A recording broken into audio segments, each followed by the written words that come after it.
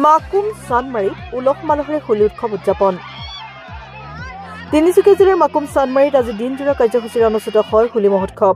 চানমাৰীত হোলীৰ দ্বিতীয় দিনা টেকেৰি ভঙা কাৰ্যসূচী অনুষ্ঠিত কৰি ৰং খেলি নাচি বাগি আনন্দ উল্লাস কৰে স্থানীয় ৰাইজে। শতাধিক ৰাইজে প্ৰতিযোগিতাৰ লগতে উক্ত হোলী খেল নাচ ইত্যাদিত অংশগ্ৰহণ কৰা পৰিলক্ষিত হয়।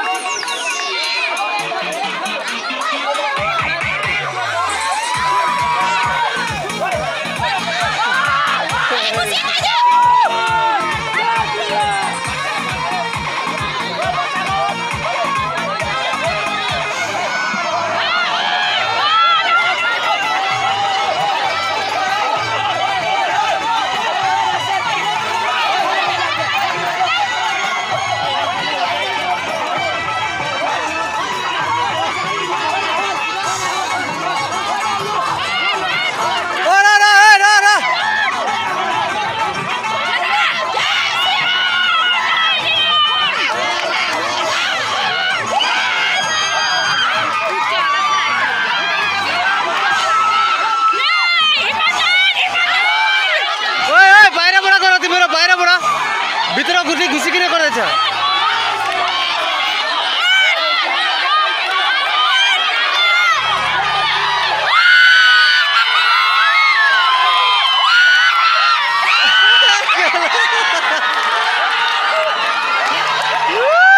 জয়তে সমূহ মাকুমবাসী ৰাইজক লগতে সমূহ চানমাৰীবাসী ৰাইজক মই হোলীৰ শুভকামনা দি আমি ক'ব বিচাৰিছোঁ, আজি আমি হোলীৰ দ্বিতীয় দিনাখন মটকি কেটেলি ভঙা বা মটকি ভঙা কম্পিটিশ্যন, যিটো আপোনালোকে যেনেকৈ বুজে, আমি কেটেলি ভঙা কম্পিটিশ্যন পাতিলোঁ। প্ৰথম বাৰ্ষিক আমাৰ ইয়াত চানমাৰীত প্ৰথম বাৰ্ষিক মটকি ভঙা কম্পিটিশ্যন হ'ল। আমি ইয়াত উইনাৰ টিমক দেখাই দিব বিচাৰিম। পিছফালে আমাৰ উইনাৰ টিম ৰখি আছে, তেওঁলোকে বহুত উৎসাহিত হৈ আছে।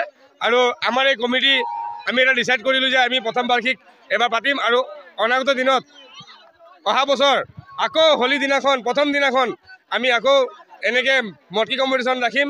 আৰু ইয়াতকৈ বেছি প্ৰাইজ মানি যিমানে পালে আমি যিমান পাৰিলোঁ আমি গাঁৱত কালেকশ্যন কৰিলোঁ। কালেকশ্যন কৰি যিমান হ'ল আশীৰ্বাদ হিচাপে ল'ৰা ছোৱালীকেইটা চবে কম্পিটিশ্যন ভাগ কৰিলে।